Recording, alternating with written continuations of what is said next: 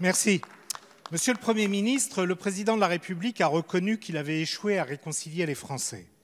L'échec du président Macron repose sur une explication. Les Français rejettent cette politique libérale mise en place depuis 3 ans. Malheureusement, nous avons compris, Monsieur le Premier ministre, que rien ne serait changé par votre gouvernement pour corriger la politique de la France. Pourtant, que d'échecs, en particulier sur l'égalité, et les Français y sont très sensibles. Les citoyens aujourd'hui sont moins égaux devant l'impôt, qui doit être la juste contribution de chacun au fonctionnement des services publics et au mécanisme de la solidarité. Avec votre politique, depuis 3 ans, les plus fortunés sont dispensés d'une partie de l'impôt sur le revenu en s'acquittant de la flat tax plus avantageuse pour eux. En prime, évidemment, cadeau de l'ISF aussi. Cela est contraire à l'égalité voulue par les Français et pour laquelle ils ont été capables de faire la révolution. Échec aussi sur la fraternité.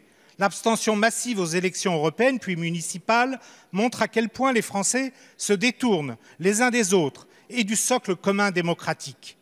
Monsieur le Premier ministre, la crise est devant nous et les centaines de milliards d'euros que vous sortez de jour en jour de votre manche et que nous devrons rembourser me font l'effet d'une lance à incendie déversée dans le tonneau des Danaïdes.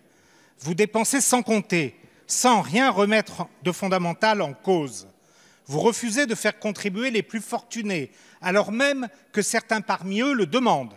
Vous refusez d'envisager la contribution de 4% sur le versement des dividendes des actionnaires, demandée par la Convention citoyenne pour financer la politique en faveur du climat.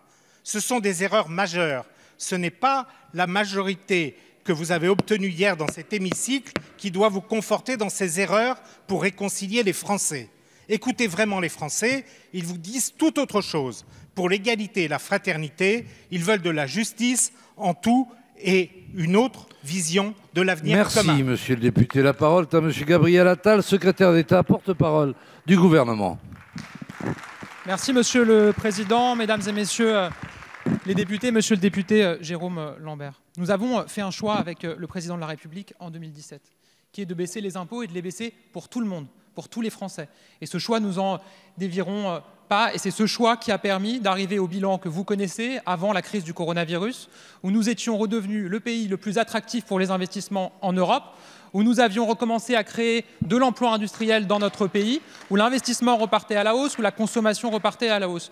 Il ne vous aura pas échappé que la donne a changé et qu'elle nécessite de reconstruire notre pays. Et nous l'avons dit et nous l'assumons. Nous ne reconstruirons pas notre pays à l'identique, nous le reconstruirons vers un modèle plus durable, vers un modèle plus juste, avec un vrai débat engagé par le Premier ministre et les partenaires sociaux sur la répartition de la valeur dans l'entreprise, avec une vraie politique sociale telle que nous l'avons engagée depuis plusieurs mois. Je vous ai entendu parler d'ultralibéralisme. Moi, je ne suis pas sûr que ce soit ultralibéral de dépenser 8 milliards d'euros pour revaloriser les soignants.